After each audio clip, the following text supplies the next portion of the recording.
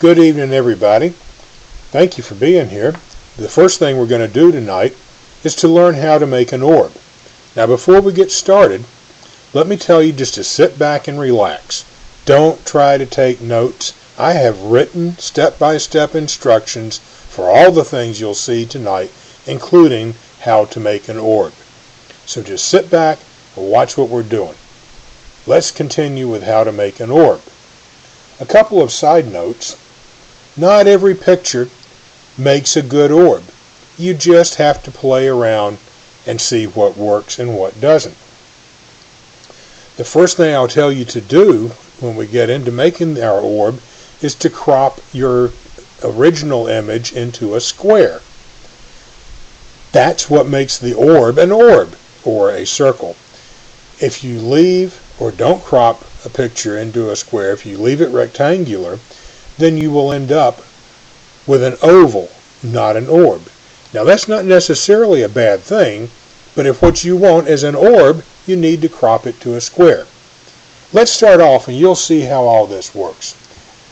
First, let's just get rid of this little title page because we really don't need that anymore. Let's open up an image. I have a couple already stashed away for us. And we'll start off with this image, which is nothing more than a bunch of coleus. And what did I tell you the first thing to do was? Crop to a square. So let's do that. We'll select our crop tool, and I already have it set up where the width and the height are the same. It doesn't matter what they are, they're the same.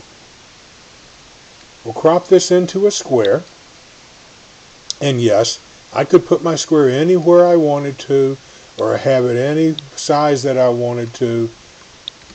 I just happened to choose this corner.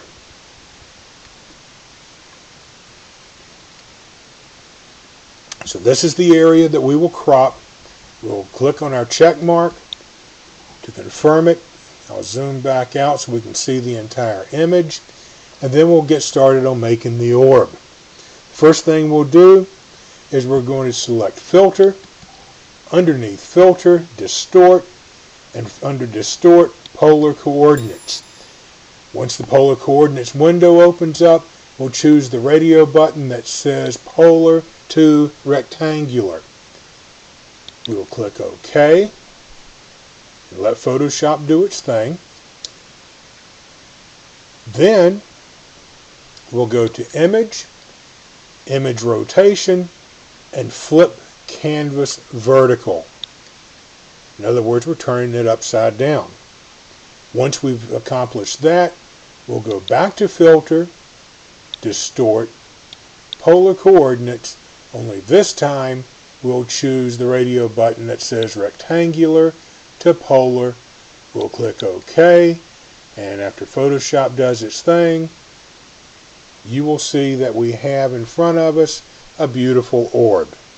Now, notice that the background color was automatically selected based on the other colors that were in the original image. But notice something else too, and this can be a little important. If you were to print this image so that you could mat it and frame it, you would find that some of your image is going to get lost when you mat it. That's just the way the software works. If you want to make this bigger, what do? We increase the canvas size.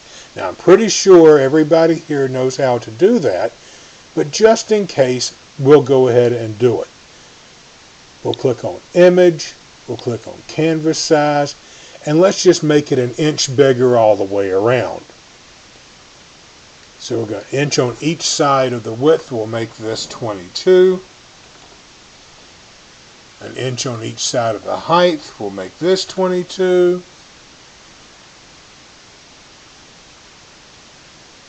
And I'm going to cancel this operation because there's something I should have done first. First off, although I could have changed it, we're going to select our color.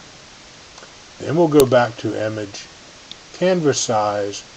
We'll make our size selections. You see our foreground color is going to be filled with the color that we already chose. We'll click OK.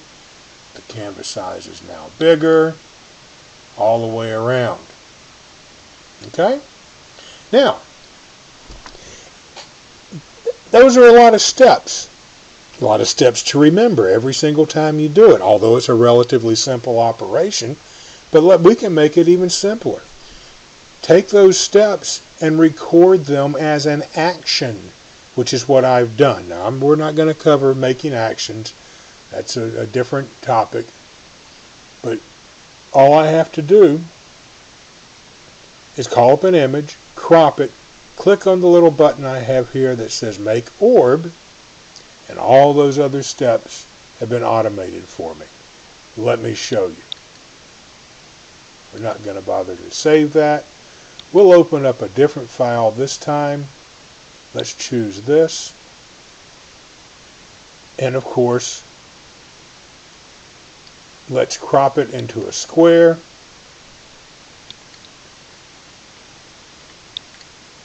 There's my square. Scroll it out so you can see it all. And all I'm going to do is click the button that says Make Orb, and look ma, no hands. Our image becomes, right before your eyes, an orb. Now, we still have the same problem. We may need to make a bigger canvas, or not, depending on how you choose to view this. If you're looking at it strictly on screen, you don't need to make it any bigger at all.